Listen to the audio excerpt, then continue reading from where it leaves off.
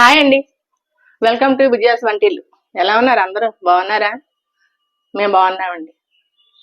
దేవీ నవరాత్రులు శుభాకాంక్షలు. ఇవాళ మొదటి రోజు కదండి. బతుకమ్మ పండగ శుభాకాంక్షలు. దేవి నవరాత్రుల సందర్భంగా మొదటి రోజు ప్రసాదం చేశానండి అమ్మవారికి. విడి పొంగలండి, కట్టె పొంగల్ కాదు, విడి పొంగల్. స్టార్ట్ చేద్దాం మరి. విడి పొంగల్ చేస్తున్నానండి. దానికి గ్లాస్ బియ్యం తీసుకున్నాను. ఇవి ఆ గ్లాస్ పప్పు ఈ రెండు తీసుకుని ఆల్రెడీ కడుక్కుని అరగంట నానబెట్టానండి.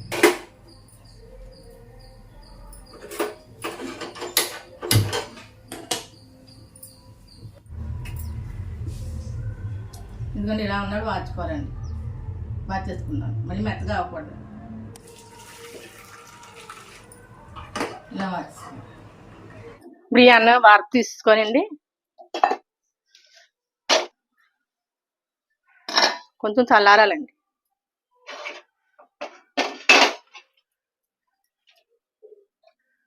పక్కన పెట్టేసుకుందాం, చల్లారుతుంది. పప్పు బియ్యం అని వండుకున్నాం కదా మనం, చల్లారిందండి. స్టవ్ వెలిగించుకుని పెనం పెట్టుకుందాం. ఆవు నెయ్యి అండి, ఆవు నెయ్యి వేసుకుందాం. నెయ్యి వేసుకుంటే బాగుంటుందండి. నెయ్యి కరిగిందండి. జీలకర్ర, స్పూన్ జీలకర్ర అండి, 2 ఎండుమిర్చి, కొంచెం కరివేపాకు,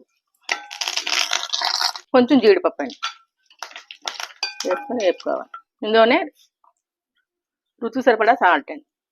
అందుకని మనం టేస్ట్ చూడం కదండి, నైవేద్యం కదా. కచ్చా పచ్చాగా దంచుకున్న మిరియాల పొడి మనకి ఇష్టం, మన ఘాటుని బట్టి వేసుకోవాలండి. ఇలా మెత్తగా చేసుకోకూడదండి. ఇలా వేసుకుంటే పంటి తగిలి బాగుంటుందండి. పొడి అన్నం ఇందులో వేసుకోవాలండి.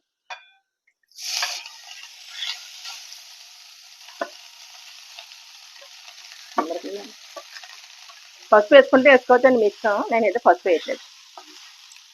దీన్ని విడి పొంగల్ అంటారండి. కొంచెం పలచగా చేసుకునేది కట్టె పొంగల్ అంటారు. ఇలా కలుపుకునండి. ఒక చుక్క నీళ్ళు చల్లుకోవాలండి, ఎక్కువ కాదు. చల్లుకుంటే మనకి మిరియాల ఘాటు ఇవన్నీ పడుతుందండి. సాల్ట్ ఇవన్నీ వీటిలో పడుతుంది. కలుపుకొని మూత పెట్టుకుని 1 నిమిషం అండి, ఎక్కువ కాదు. చూద్దామండి. అయిపోద్ది. స్టవ్ ఆఫ్ చేసేస్తున్నాను.